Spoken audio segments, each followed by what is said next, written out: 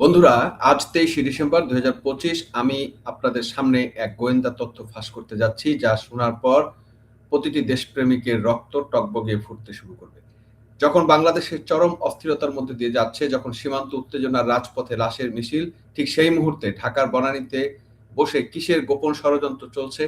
সূত্র মারফত নিশ্চিত হওয়া গিয়েছে, আজ দুপুর 2টায় যুদ্ধাপরাধী ছেলে গোলাম আজমের ছেলে সাবেক ব্রিগেডিয়ার আব্দুল্লাহ আজমির বনানীর ডিএইচএস এর বাসভবনে হাজির হচ্ছে পাকিস্তানি দূতাবাসের deputy high commissioner Mohammad Wasif.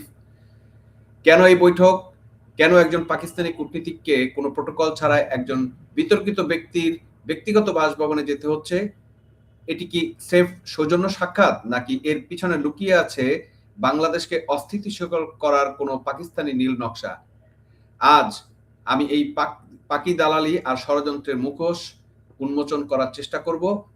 চলুন দেখি গোয়েন্দা রিপোর্টে কি রয়েছে। সেই গোয়েন্দা রিপোর্টে বলা হচ্ছে যে বিষয়টা হচ্ছে গোলাম আজমের ছেলে ব্রিগেডিয়ার জেনারেল আব্দুল্লাহ আজমি পাকিস্তানি দূতাবাসের ডেপুটি হাই কমিশনারের মধ্যে বৈঠক প্রসঙ্গে এই যে আজকে কখন মিটিং করবে সেই জিনিসটা কিন্তু এখানে উল্লেখ করা আছে। এই গোয়েন্দা রিপোর্টটা আমার কাছে হাতে আসছে। এই তথ্যের ভিত্তিতে আসলে আজকে কি করতে যাচ্ছে, নতুন কি ষড়যন্ত্র করতে যাচ্ছে, সেই বিষয়টাই আমরা আলোচনা করব।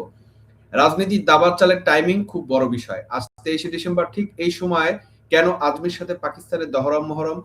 আমরা দেখছি দেশে এখন অন্তর্বর্তী সরকার, আমরা দেখছি দেশে আইন শৃঙ্খলা পরিস্থিতি ভঙ্গুর, আমরা দেখছি ভারতের সাথে আমাদের সম্পর্কের টানাপোড়েন। ঠিক এই সংকটময় মুহূর্তে পাকিস্তান কেন তাদের পুরনো বন্ধুদের সাথে যোগাযোগ বাড়াচ্ছে? আব্দুল্লাহ আমান আজমি, যিনি দীর্ঘদিন আয়নাঘরে থাকার দাবি করে সহানুভূতি পাওয়ার চেষ্টা করছেন, তিনি একজন পাকিস্তানের সেই হারানো এজেন্ট হিসেবে পুনরুত্থিত হয়েছেন। পাকিস্তান কি চাচ্ছে বাংলাদেশের অস্থিরতাকে পুঁজি করে এখানে তাদের প্রভাব বিস্তার করতে? এই বৈঠকটি কোনো সাধারণ চাচক্র নয়, এটি একটি জিওপলিটিক্যাল ষড়যন্ত্র বলেই আমরা মনে করি। গোয়েন্দা তথ্যটা বলেছে যে বৈঠকটি হচ্ছে আজমির ব্যক্তিগত বাসভবনে। কেন ব্যক্তিগত বাসভবনে হবে? দূতাবাসে কেন নয়? পররাষ্ট্র মন্ত্রণালয় কেন নয়? কারণ দেয়ালের কান আছে, কিন্তু ঘরের ভিতর যে ষড়যন্ত্র হয় তা জনসমক্ষে আসে না। মোহাম্মদ ওয়াসিফ, যিনি পাকিস্তানের ডেপুটি হাই কমিশনার, তিনি কি জানেন না গোলাম আজমের পরিবার বাংলাদেশের স্বাধীনতার বিরুদ্ধে ছিল? তিনি কি জানেন না এই পরিবারের সাথে পাকিস্তানের সম্পর্ক মানেই বাংলাদেশের অস্তিত্বের উপরে আঘাত? অবশ্যই তিনি জানেন, আর জানেন বলেই তিনি গোপনে আজমির ড্রেসিং রুমে এই ফন্দি আকার বা ষড়যন্ত্র করার জন্য গিয়েছেন। আমি প্রশ্ন করতে চাই, বর্তমান প্রশাসনকে, আপনাদের গোয়েন্দা সংস্থাকে আঙ্গুশ চুষছে একজন পাকি দালাল আর একজন পাকিস্তানি কূটনীতিক যখন বসে সংলাপে বসে, তখন কি আপনারা তাদের গতিবিধি পর্যবেক্ষণ করছেন না, নাকি আপনারা ইচ্ছাকৃতভাবে ষড়যন্ত্রের সুযোগ করে দিচ্ছেন? আমি বলবো যে এগুলো সুযোগ করে দিচ্ছে সরকারের গেম খেলার যে গেম, নতুন ষড়যন্ত্র, সেটাই এখান থেকে তৈরি হবে এবং সেটা ইউনূসকে দেওয়া হবে এবং সেই অনুযায়ী পরবর্তী কার্যকলাপ হবে। দেখা যাবে যে হাদি হত্যার পরে এটাতে তারা কতটুকু সফল হয়েছে আমরা জানি না, আমরা মনে করি খুব বেশি সফল হয় নাই। সেজন্য এই যে নির্বাচন ঠেকাতে নতুন ষড়যন্ত্র পাক দিচ্ছে বলে আমার মনে হয়। আব্দুল আমান আজমিকে নিজেকে সেনাবাহিনীর সাবেক কর্মকর্তা হিসেবে পরিচয় দেন, কিন্তু তার ধমনীতে রয়ে গেছে গোলাম আজমের রক্ত। যে গোলাম আজম 1971 সালে এই দেশকে শ্মশান বানিয়েছিল, আজ তার ছেলে কি তবে পাকিস্তানের সেই অসমাপ্ত কাজ সম্পূর্ণ করার দায়িত্ব নিয়েছে? বর্তমানে আজমি সাহেবকে অনেক সময় বিভিন্ন ধর্মীয় এবং রাজনৈতিক ইস্যুতে কথা বলতে দেখা যায়। তিনি কি তবে সেই তৌহিদি জনতা বা উগ্রবাদী গোষ্ঠীর পাকিস্তানের কানেক্টর হিসেবে, ব্রিজ হিসেবে কাজ করছেন? পাকিস্তান আজ 71-এর পরাজয় ভুলতে পারেনি। তারা চায় বাংলাদেশের সবসময় অস্থিতিশীল থাকুক, আর এ কাজের জন্যই তাদের এমন কিছু লোক যারা মনে প্রাণে পাকিস্তানকে ভালোবাসে, এইরকম কিছু লোক তাদের চাই। আজমি কি সেই তালিকায় 1 নম্বরে আছে? আমার মনে হয় 1 নম্বরই আছে। বন্ধুরা, একটু আগে আমরা আলোচনা করেছি যে বিষয়টা নিয়ে, বাংলাদেশের সীমান্ত উত্তেজনার কথা। ঠিক এই মুহূর্তে বা সেই মুহূর্তে পাকিস্তানের যে সক্রিয়তা ভারতকে কি মেসেজ দিচ্ছে? পাকিস্তান কি চাচ্ছে বাংলাদেশের মাটিকে ব্যবহার করে ভারতের নর্থ ইস্টে অস্থিরতা তৈরি করার সেই প্ল্যান কি এখানে হচ্ছে? যদি তাই হয়, তবে বাংলাদেশের সাধারণ মানুষ কেন এই আগুনের মধ্যে পড়বে, সেই প্রশ্ন আমার রয়ে গেল। পাকিস্তান নিজেদের দেশে ভাত নেই, আটা নেই, বিদ্যুৎ নেই, তারা আসছে বাংলাদেশকে উদ্ধার করতে?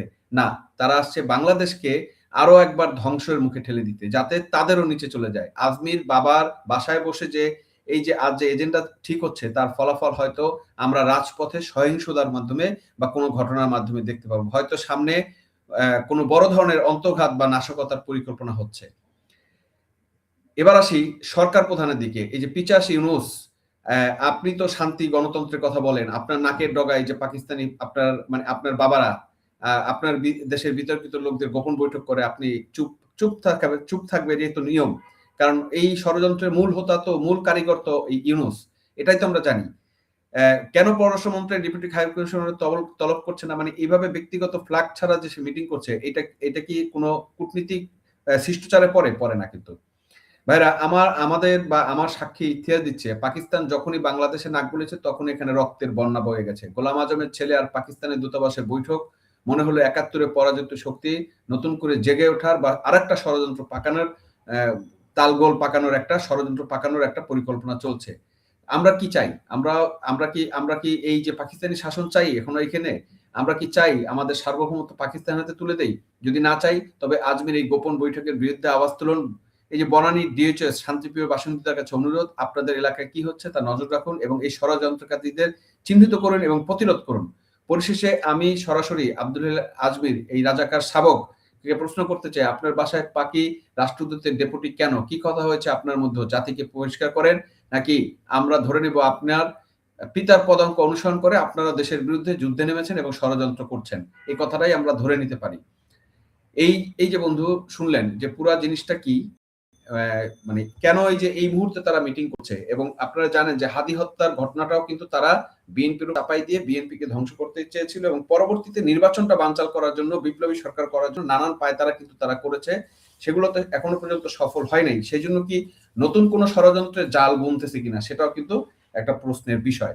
তো বন্ধুরা, আপনাদের কি মনে হয় আজমির বাসায় বৈঠকের পেছনে আসল রহস্য কি? পাকিস্তান কি বাংলাদেশে বড় ধরনের কোনো ষড়যন্ত্রের খেলা করছে কিনা আপনাদের কমেন্টে জানাবেন। আজকে এ পর্যন্তই, দেখা হবে পরবর্তী ভিডিও। ততটুকু ভালো থাকবেন, চ্যানেলটি সাবস্ক্রাইব করবেন এবং লাইক দিবেন।